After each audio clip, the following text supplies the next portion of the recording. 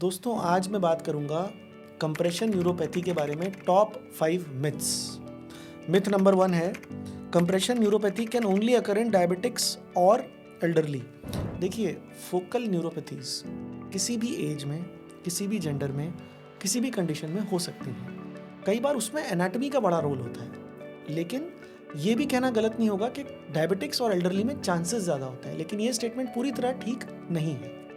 Myth number 2, all pinch nerves cause severe pain, no pain means no problem. देखिए, इसका जो spectrum है ना, हमें याद रखना है, एक तरफ पेन है, एक तरफ है वीकनेस, जिसको हम भूल जाते हैं। कई बार पेशेंट को पेन नहीं होता लेकिन हाथ में वीकनेस हो जाती है। सो पिंच नर्व में अगर वीकनेस हो रही है और पेन नहीं है तो भी it is equally a cause of concern कि उसको प्रॉब्लम है। तो pain alone is not a criteria, weakness also is equally important. Myth number 3, if symptoms come and go there is no nerve damage.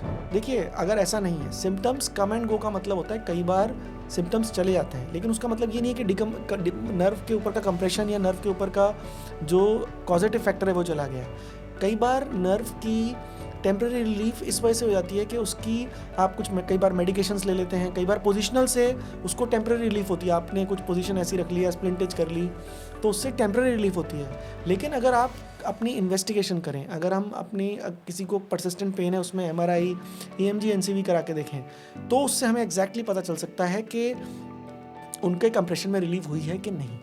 Not only go by symptoms. अगला myth है decompression can always wait, there is no urgency. देखिए, अगर किसी को, इसमें हम एक spectrum के हिसाब से चलते हैं। पहला सिम्टम है पैरेस्थीसिया, एब्नॉर्मल सेंसेशन। दूसरा है टिंगलिंग नमनेस। तीसरा है वीकनेस। जब हम टिंगलिंग नमनेस की स्टेज पे होते हैं और वीकनेस की तरफ जा रहे होते हैं, the moment we get a sign कि किसी को मोटर वीकनेस हो गई है, तब हमें सर्जरी डिले नहीं करनी चाहिए and decompression should be done. Myth number 5, once a nerve is compressed surgery will always restore it to normal. ऐसा नहीं है। अगर एक बार कंप्रेशन हो गया और आप एक पर्टिकुलर स्टेज के बियॉन्ड चले गए हैं, किसी को अगर कंप्रेशन न्यूरोपैथी है, उसको मोटर वीकनेस आई है और उसको 1 महीना हो गया, 2 महीना हो गया, 6 महीना हो गया, तब भी अगर हम रिलीज़ करेंगे तो डेफिनेटली उसको हो सकता है उसका पूरा फंक्शन नॉर्मल हो जाए। लेकिन अगर वो हमारे पास 2 साल, 3 साल, 5 साल बाद आ रहा है, तो कुछ ना कुछ परमानेंट डैमेज हो चुका होता है। तब हम उसको रिलीज़ कर भी देते हैं, तो कई बार हम उसका जो ओरिजिनल नॉर्मल टेक्सचर था वो नहीं आ सकता, लेकिन डेफिनेटली फर्दर डैमेज ना हो उसके लिए ये इम्पॉर्टेंट है।